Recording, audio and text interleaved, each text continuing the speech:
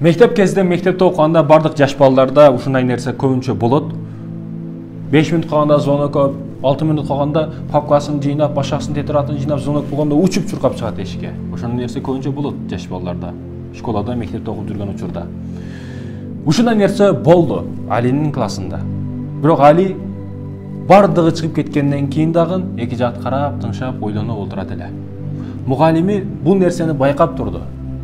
Мугалими Алинин булдай кылып жаткан иштерин байкап турду да анын жанына келди. О, Али, эмне үчүн досторуң сыяктуу чуркап чыгып кеткен жоксуң, папкаңды жыйнаган жоксуң, башакан жоксуң деди. Али ойлонуп карап туруп, досумдун абалын ойлоп кайгырып жатамын деди. Классыбыздагы мелис досум ата-энеси кедей үй бүлөнүн баласы. Биз түштөн көрүп кошумча тамак жегени келгенибизде дагы ал тамак жебей атат. Акчасы жок, башкасы жок. Ошондуктан эжеке, мен сизге бир сунушумду айтайын. Мен сизге акча берип турсам, күн сайын акча берип турсам, аны сиз досума, ошол досума берип турсаңыз, мен өзүм берсем, мени пас сезди деп, досум капа болуп калышы мүмкүн, иренжип калышы мүмкүн менден. Ошондуктан күн сайын сизге акчаны берип турайын, сиз досума берип туруң, жардамыбыз ошентип улансын деди. Мугалими айраң таң болуп калды. Отуруп калды жайына. Али болсо чөнтөгүндөгү майда тыйын акчаларды чыгарды да партага койду. Мына эжеке ушуларды берип турасыз деди.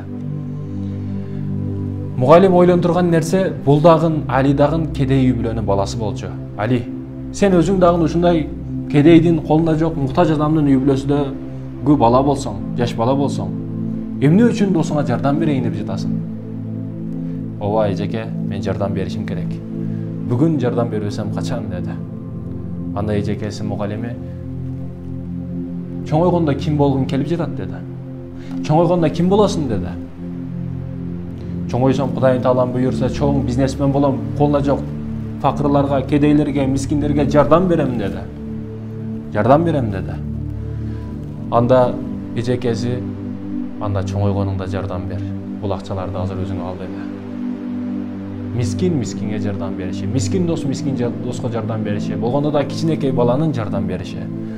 Эжекеси айраң таң калды. Жанында бир чоң адамды сүйлөп тургандай, профессор, доктордун алдында тургандай сезди эжекеси.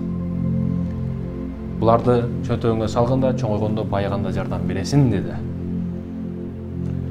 Али карап туруп, жок эжеке деди. Жок. Бүгүн бербесем, бүгүн тунук жүрөк болуп турган учурда, жаш жүрөк болуп турган учурда, жаштык кезимде бербесем, анан качан беремин деди. Бүгүн бербесем качан деди. Бүгүн болбосо качан дегендер ийгиликке жетет. Аллах мага бергенди бербесем, анда Аллахтын бергениге кыянаттык кылып коем. Беришим керек деди.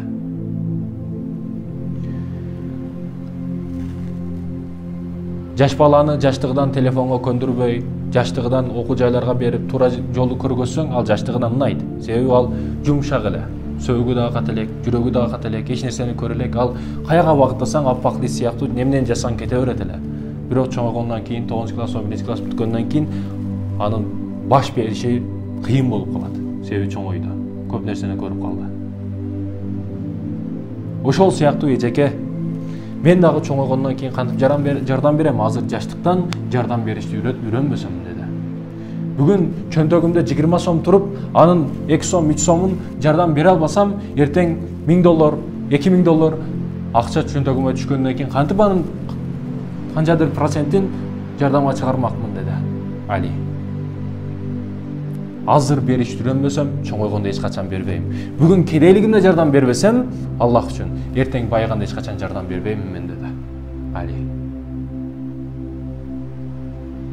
Алинин муктаждарга жардамы. Ооба, урматтуу мусулман бир тууган. Кийин чоңоюп бизнесмен болду. Көптөгөн гарып мискиндерге, колунда жокторго жардам берди. Бергенге Аллах берекелүү кылып берет. Бергенге берекелүү кылып берет. Бардыгыбыз Аллах берешен заттардан кылсын. Берешен пенделерден кылсын. Байлыкты урматтуу мусулман бир тууган жүрөккө эч качан сактабаш керек. Колго берсин.